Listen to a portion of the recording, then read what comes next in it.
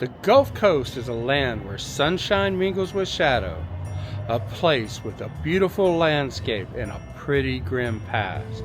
And that's why we have so many myths and legends down here.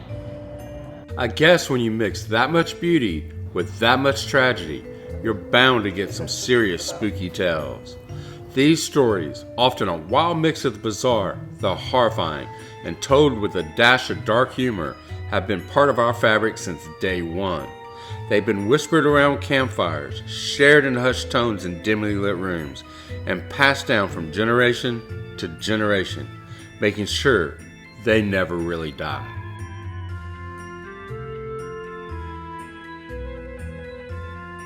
January 8, 1815, Chalmette, Louisiana, 5 miles downriver from the city of New Orleans.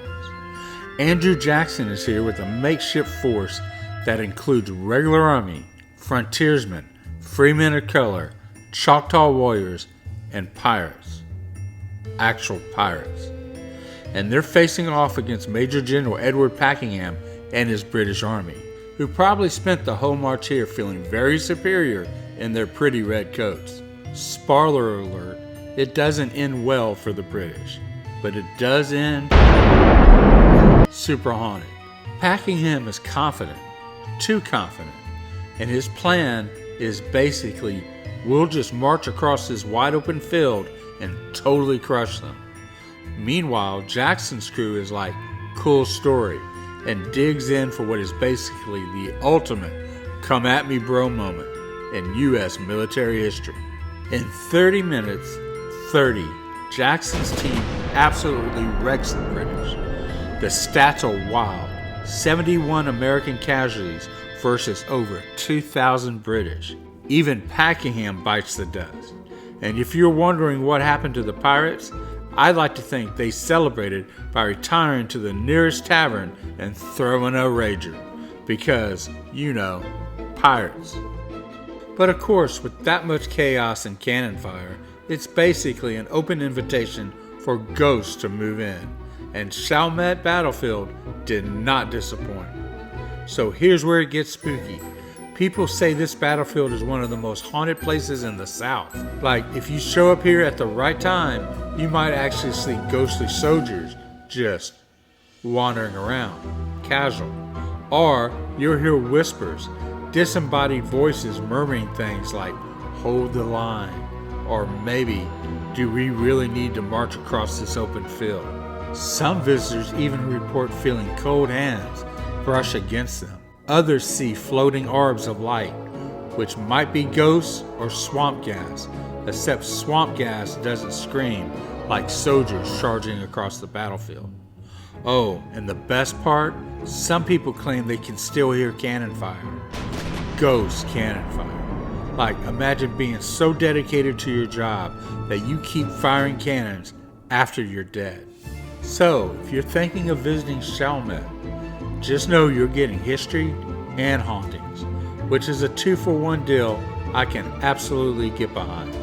And hey, maybe if you're lucky or unlucky, you'll get a front row seat to the eternal Battle of New Orleans, now featuring ghosts.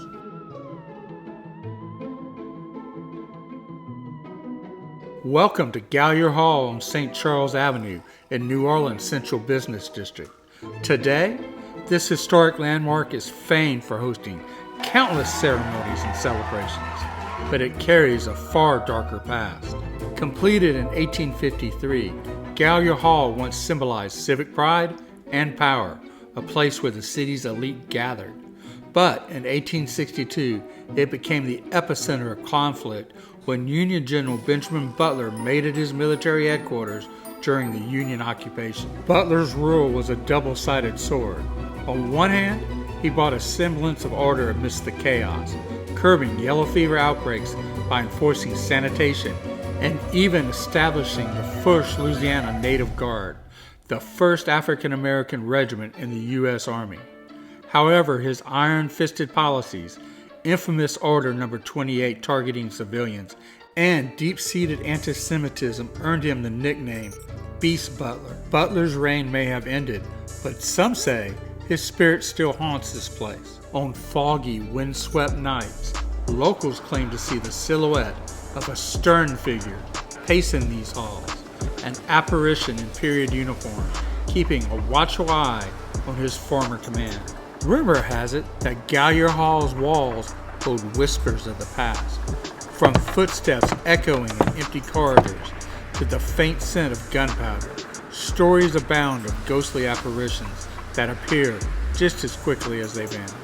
Some say Butler's spirit remains, forever watching over the city he once ruled with a heavy hand.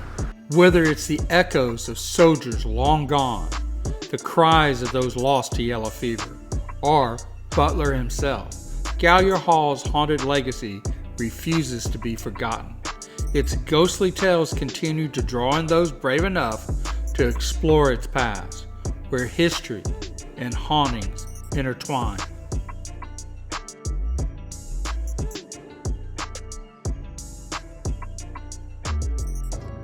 Imagine you're a soldier in the 19th century. You signed up to defend your country, guard strategic waterways, and do all the exciting fort stuff they promised you. You're sent to Fort Pike in Louisiana, this big, imposing structure guarding the Rigolette Pass, and then you never fire a cannon in battle. Not once. Was it a good gig? I mean, no battle trauma, no cannonballs flying at your head, but also no glory, no dramatic stories to tell your grandkids, just endless drilling. Like, let's practice firing cannons so much that we get really good at it, even though we'll never actually need to. Fort Pike was built after the War of 1812 because the U.S. government was like, wow, we were really bad at defending our coastline. Let's fix that. They named it after Brigadier General Zebulon Pike. Yes, the guy Pike's Peak is named after. And it became part of this whole post-war plan called the Third System of Coastal Defense. Fun fact, it's one of 3 forts built in Louisiana during this time, along with Fort Jackson and Fort Livingston. Less fun fact, it didn't exactly live up to the hype. Fast forward to 1861. The Louisiana Continental Guard is like, we're taking over this fort for the Confederacy. And for a hot second, they do. But then the Union forces show up in 1862 and go nope and reclaim it. After that, Fort Pike became a training ground for United States colored troops, most of whom were formerly enslaved. So yeah, the fort has a complicated history. Slavery, war, and also a weird lack of cannon fire in action. Which brings us to the ghosts. Over the years, people have reported all kind of spooky stuff at Fort Pike. Whispered conversations when no one's around, strange lights darting through the ruins, and the classic feeling of being watched. But the creepiest story? It has to be the ghostly drill sessions. People claim to see apparitions of African American soldiers from the Civil War era practicing with cannons, while a booming, disembodied voice shouts orders like, drill until the use of the cannon becomes commonplace. I mean, who gave that ghost a megaphone? And why is he still on the job? Like, buddy, you're dead. Take a break. Fort Pike isn't open to the public anymore, but it's still on the National Register of Historic Places, so at least it's not going anywhere. And honestly, between the ghost stories and the we never really actually fired our cannons vibe, it's kind of iconic.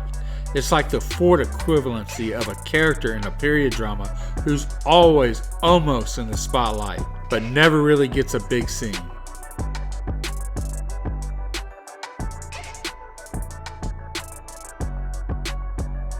Alright, let's talk about the old Spanish fort. A place that sounds super mysterious and haunted, right? Like you're picturing looming towers, ghostly shadows flitting around ruined archways, until you actually get here and see, well, some moss-covered stones tucked away in a bog. But don't let the crumbling facade fool you. This place has seen more action than it might seem. Believe it or not, we got forbidden duels, Spanish soldiers, a good old-fashioned mutiny, and more ghosts than you can shake a stick at. This isn't just some ruin in the middle of nowhere. It's basically the set of a supernatural drama.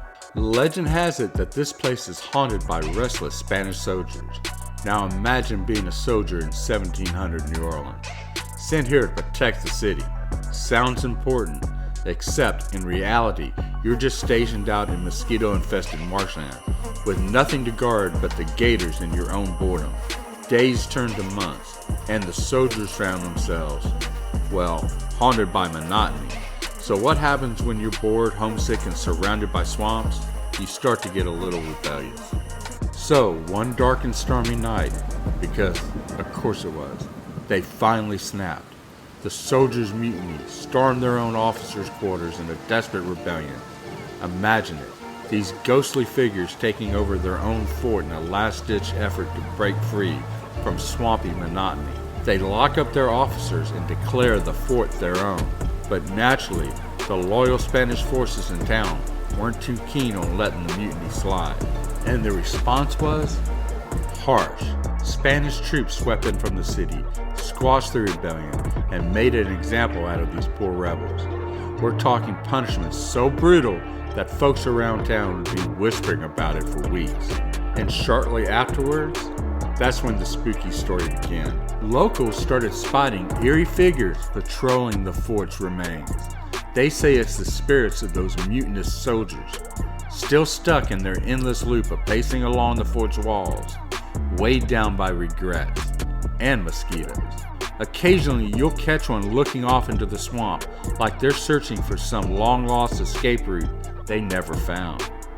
So if you're brave enough to visit the old Spanish fort, keep an eye out. Maybe you'll glimpse one of these spectral soldiers lurking in the shadows, reliving the chaotic mutiny over and over. Or maybe you'll just be spooked by a raccoon. Hey, it happens. But either way, you're standing in a spot loaded with history and haunted stories. Because let's face it, New Orleans wouldn't be New Orleans without its ghosts.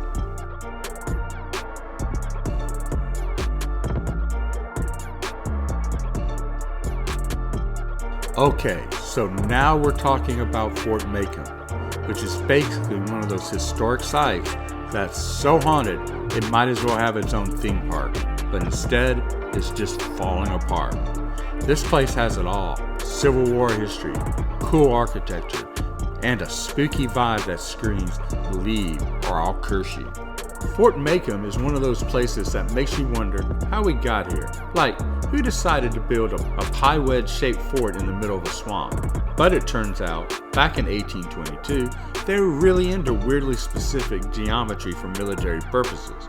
This fort was supposed to defend Chef Mentor Pass, which is a water route connecting Lake Pontchartrain to the Gulf of Mexico.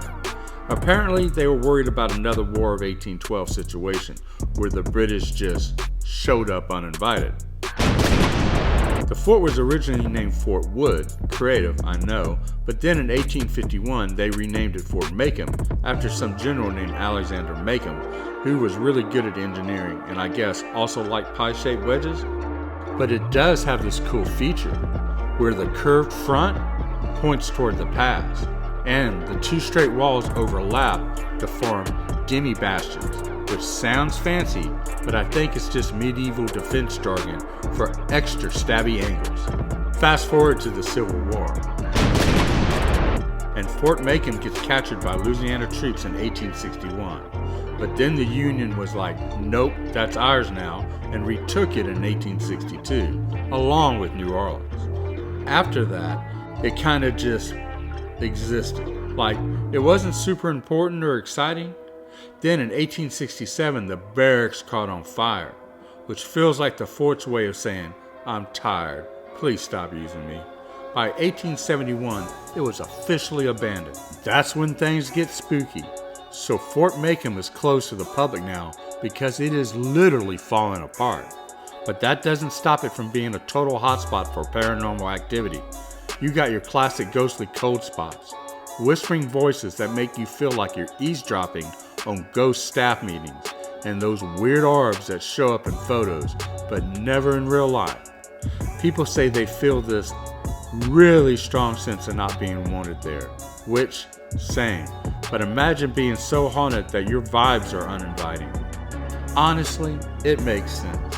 This place has seen fires, wars, and decade of swampy neglect. It's basically the perfect setting for a ghost story. I mean, if I was a restless spirit, this is exactly where I'd hang out. So whether you're into history, ghosts, or just really weird architecture, Fort Macomb is worth knowing about. You probably shouldn't visit because safety and also curses, but it's one of those places that makes you appreciate how weird and layered New Orleans history is. Like, even the forts here are extra.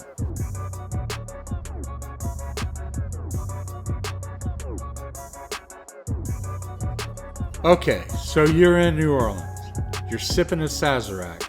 You've toured the French Quarter, maybe even thrown up in a jazz bar. Very own brand.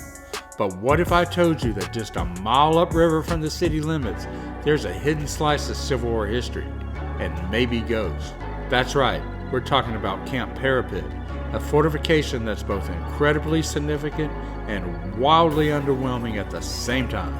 Camp Parapet is like the Civil War version of when you bake a cake but never eat it. It was built by the Confederates in 1862 to protect New Orleans from the Union forces attacking upriver. It stretched nearly 2 miles from the Mississippi River to Metairie Ridge, which sounds impressive until you remember this was the Confederacy, so the plan immediately backfired. Why? Because the Union was like, oh, you built your little fort, cool, and then just sailed into New Orleans from downriver. So yeah, the fort was useless before anyone stepped inside. But don't worry, it gets better, or worse, depending on how you feel about war logistics. Once the Union captured New Orleans, they took over Camp Parapet and decided, hey, let's actually make this place functional. So they expanded, garrisoned it, and used it to, well, not fend off a Confederate counterattack, because that never happened either. Basically, Camp Parapet was the Civil War equivalency of ordering DoorDash when you already have leftovers in the fridge. So here's where things get slightly less boring. After the Union took over, they used Camp Parapet as a hub for contraband, aka escaped slaves, and it became a pretty significant site for the early stages of what would later be the Freedmen's Bureau. One guy, George Hanks, set up colonies within the camp, organized black laborers, and eventually helped them form what would become the 1st Regiment Louisiana Engineers. So yeah, in the middle of all this fort that never got used nonsense, some generally important history happened here. The only remaining part of Camp Parapet today is this. Well, not this, but this. The actual brick powder magazine. It's basically a glorified dirt mound with some bricks inside, located next to an American Legion post. It's on the National Register of Historic Places, which sounds fancy, but when you visit, you're like, oh, this is it? It's given historic but suburban parking lot vibes. But what if I told you the fort's real legacy isn't its bricks, its battles, or lack thereof, or even its dramatic history lessons? It's the ghost. Yes, the literal ghost. The let's make every historical field trip suddenly way cooler kind of ghost. People claim to see African American soldiers marching in formation, Union officers wandering the grounds, and honestly, if I was a ghost stuck at Camp Parapet, I'd be haunting people too. Imagine spending eternity at a fort that never got to do the one thing it was built for. Haunting is literally all it has left.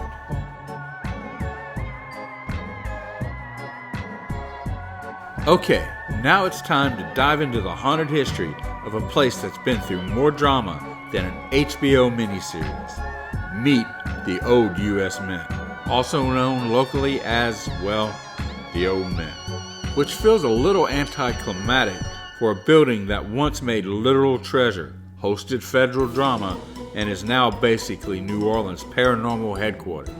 This building was once a branch mint churning out shiny gold and silver coins from 1838 to 1861. Authorized by President Andrew Jackson, it was a federal flex, showing off our precious metals game. But hold on, because things got spicy. The Old Mint holds the dubious honor of being the only U.S. mint captured by Confederate forces during the Civil War. Yep, In 1861, the Confederates walked right in and were like, "Thanks for the free money printing factory." But that didn't last long, because in 1862, when the Union retook New Orleans, the Mint was back to Team Federal. After that, the building got a second act as government offices and a very brief third act as a jail for tax evaders and Prohibition-era troublemakers. So basically, if you didn't want to pay your taxes or liked your whiskey a little too much, this was the Airbnb for you. Today, the Old Mint is a jazz museum that showcases the city history and music scene, which is super cool and all, but let's get to the part that really makes it special, the ghost. Because of course it's haunted. This is New Orleans. The entire city is basically one big haunted house. The Mint's most infamous ghost story is that of William Mumford, a Confederate supporter with, let's call it, a flair for the dramatic. Back in 1862, after the Union troops retook the city, they cut down the Confederate flag and raised the stars and stripes. Pretty standard we won stuff, right? But Mumford, oh no, he was not having it. He snuck into the Mint, tore down the Union flag, shredded it, and raised the Confederate flag again like, that'll show them. Spoiler, it did not show them. Union forces tracked him down immediately. He confessed without hesitation, probably with a smirk, because he definitely thought he was the main character. The Union response?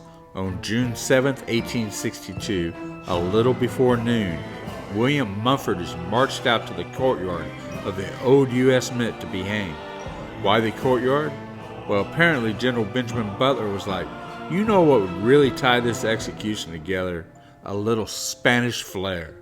So, he claimed it was the Spanish custom to hang people in public courtyards, which, okay. And just to make it a point, they left his body hanging there for days. But wait, it gets worse.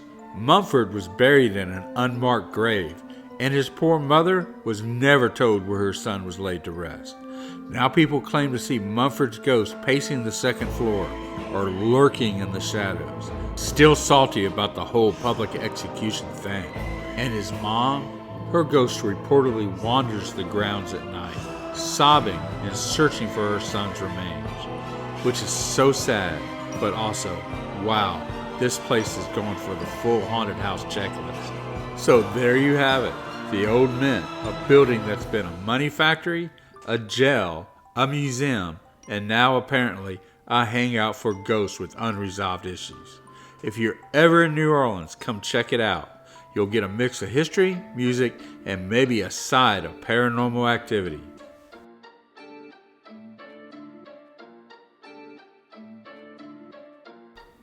So, the Griffin House was built in 1852 by Adam Griffin, and it was supposed to be this big, fancy symbol of his wealth. Classic rich guy move. But then he nopes out just before the Civil War, and Union troops swoop in, turning the mansion into a barracks, a munitions depot, and, because why not, a prison. 2 Confederate soldiers caught looting were locked up there, but instead of waiting for execution, they go full tragic ghost story and end it all in the attic with a double suicide. Super uplifting story. After the war, the Griffin House tried to have a normal life. It became a lamp factory, then a boarding house, but surprise, it's haunted.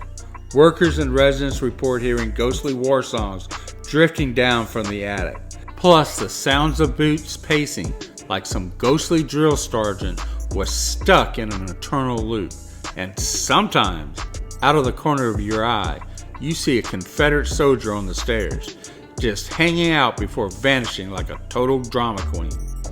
The house got a full restoration, and now it looks all shiny and nice, but the ghosts, yeah, they're still there.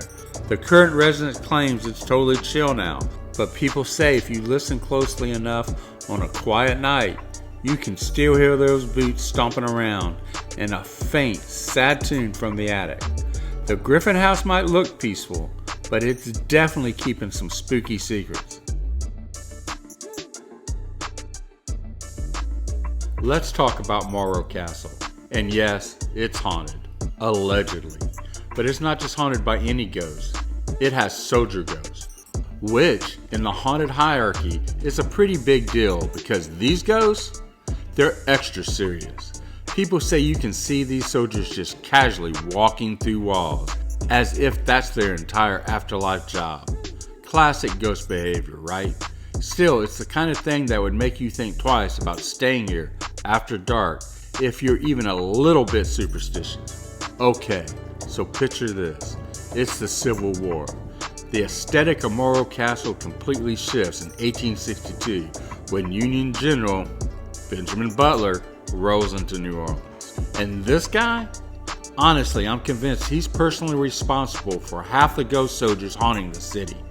The Confederates obviously were not thrilled about this, so Butler, in what I can only assume was his best power move energy, is like, you know what?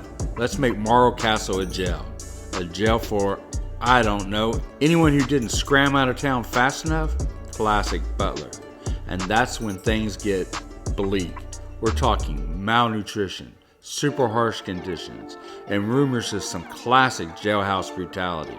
Just all part of the Union hospitality package, right? Total nightmare fuel for ghost stories. Butler wasn't playing around when it came to keeping order. He even ordered women thrown into jail if they showed any disrespect to Union soldiers. And his language was, let's just say, not subtle. He basically ruled that if a woman insulted a soldier, she'd be treated like, well, let's just say, not a respectable lady. Morro Castle becomes a nightmare. And you guessed it, people start seeing and hearing things.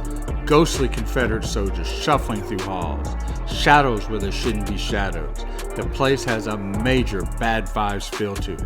Over time, the hauntings took on a life of their own. People started adding in wild stories about greed and murder, like this was some kind of twisted haunted soap opera. But honestly, the real history is dark enough without all that.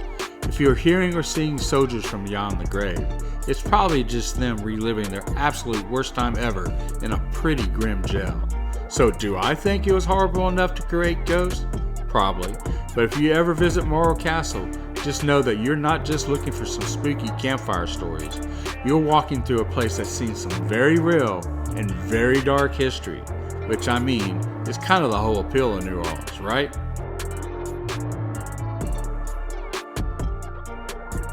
We're back in the Garden District to talk about the Payne-Strachan House. It's a gorgeous double-gallery Greek Revival home with sky blue ceilings, a killer history, and maybe a ghost or two, or at least one ghost who has serious shoe drama. This is the house where Jefferson Davis, President of the Confederate States of America, died on December 6, 1889. Davis was staying here as a guest of Judge Charles Fenner, who was the son-in-law of Jacob Payne, the house's actual owner, because nothing says antebellum Southern charm like a bunch of family connections in a guest room ready for a former Confederate president. But let's get to the spicy stuff. Jefferson Davis, whose life was basically one long episode of a very dramatic historical soap opera, died here while visiting his friends. His death sent shockwaves across the South, with eulogies, flags at half-mast, and even a special funeral train that took his body from New Orleans to Richmond. Oh, and before Richmond, Davis's body spent 2 years buried in Metairie Cemetery, which is basically the VIP section of New Orleans cemeteries. Now, here's where things get a little spooky. It's said that the ghost of Jefferson Davis still walks the halls of this house, but he's not giving speeches or rehashing Civil War strategies. Nope, he's asking one question: where are my boots? I know, it's like the ghost version of losing your keys, but why boots? Some say it's because Davis wanted to die with his boots on, which is a very soldier thing to say. Others think it might have something to do with the type of field boot he supposedly invented. Boots that could fit either foot, which honestly feels like a game changer for people who don't know their left from their right. But I have my own theory. Jefferson Davis, if he is anything, is the poster boy for not knowing when to quit. By April 1865, the Civil War was over in all but name. The Union broke through the Confederate lines, Richmond fell, and Robert E. Lee surrendered at Appomattox. But Davis, he's like that one guy at the end of a Monopoly game insisting he's still in it because he has Baltic Avenue and $5. Instead of accepting reality, Davis fled south, dragging what was left of the Confederate government with him like a sad broken caravan. Then Lincoln was assassinated and the Union went, "You know what could spice this up? Let's accuse Davis of being involved." They slapped a $100,000 bounty on his head, which today is the equivalent of saying, "Catch this guy and you can buy a Tesla." Maybe. In May, Davis finally realized the dream was dead. He dissolved the Confederate government on May 5th, but instead of just surrendering, he decided to cosplay as a stealthy fugitive. 4 days later, Union soldiers caught him in Georgia wearing a cloak and shawl. Yes, the president of the Confederacy decided that the best way to avoid capture was to channel his inner Victorian widow. Naturally, this led to political cartoons mocking him for trying to flee in women's clothing, which was the 19th century version of getting roasted on Twitter. And here, finally, is where my theory comes in. Davis's ghost is still here in this house, desperately searching for his boots. Why? Because the boots are a metaphorical symbol of his masculinity, his defiance, and his inability to accept that it's over. So if you ever feel a chill in the air or hear a faint rustle of fabric, it's probably just Davis trying to rewrite history and make sure no one remembers the shawl. Sorry, Jeff, but the internet and history books never forget. So there you have it, the Payne Strachan house in the Garden District. A house with a sky blue ceiling, a whole lot of history, and one very confused ghost looking for his boots. If you're ever in New Orleans, swing by. Maybe you'll catch a glimpse of Jefferson Davis, or at least hear him muttering about footwear. I want to personally thank you for watching this video. And here's what I want out of you. I want you to subscribe. I want you to follow. I want you to smash that like button, and I want you to share this video far and wide. And remember, it's not goodbye, it's see you next week on Gulf Coastal Connections.